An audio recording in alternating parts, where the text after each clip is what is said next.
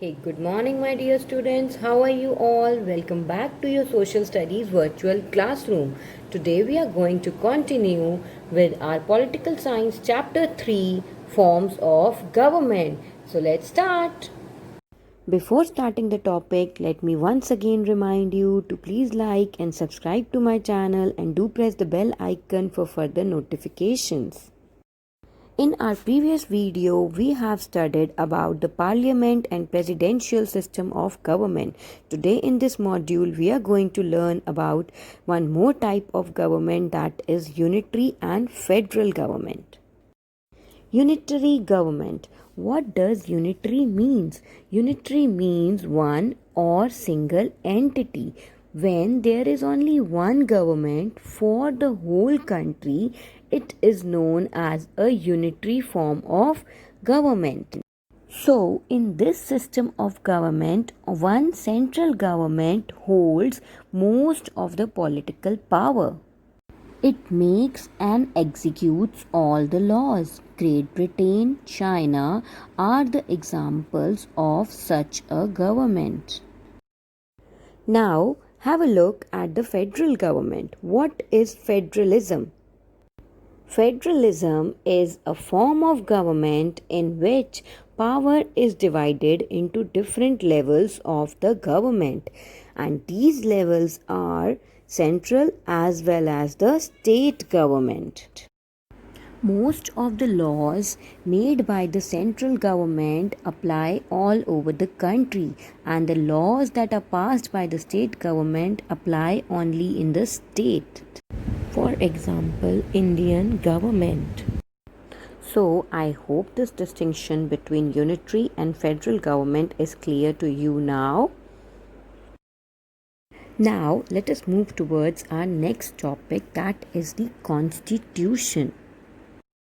What does a constitution means? A constitution is a set of laws which define how a state or a country is governed.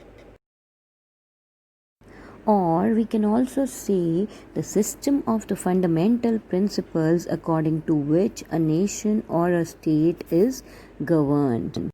These rules state the distribution of power and authority within the country, and it also limits this power and authority. All the political institutions of the government work within the provisions of this constitution only. So basically, these are the rules which the political institutions have to follow. There are two types of constitutions, written and unwritten constitution, and the second one is rigid and flexible constitution. First, let us understand about written constitution. In the written constitution, the fundamental principles of the government are formally written. The aims of the people and the vision of the leaders which they want to achieve are written in constitution. This helps to avoid any conflict. The Constitution of India is an example of written constitution. The Constitution of India was prepared between 9 December 1946 and 26 November 1949 by the members of the Constituent Assembly. While in the unwritten constitution, it consists of the principles of the government that have never been written in the form of law. The British Constitution is an unwritten constitution and it contains no single document.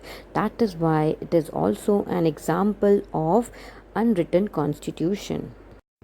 Next type of constitutions are rigid and flexible constitution. Let us first understand the meaning of rigid and flexible. Rigid. Do you know what does rigid mean? Rigid means something which is not easy to be changed. Something which is fixed. Something which you cannot change easily. Unlike rigid, flexible means something that can be changed easily. So flexible is just opposite word of rigid. I hope these two meanings are clear to you. Now let us learn about rigid constitution. A rigid constitution cannot be changed or amended easily. To make changes in the constitution, specific procedures have to be followed. The American and the Indian constitution are examples of rigid constitution. Now, the next one is the flexible constitution. A constitution that can be changed or amended easily without breaking its framework is called a flexible constitution. It can be amended by normal law-making procedures in the parliament.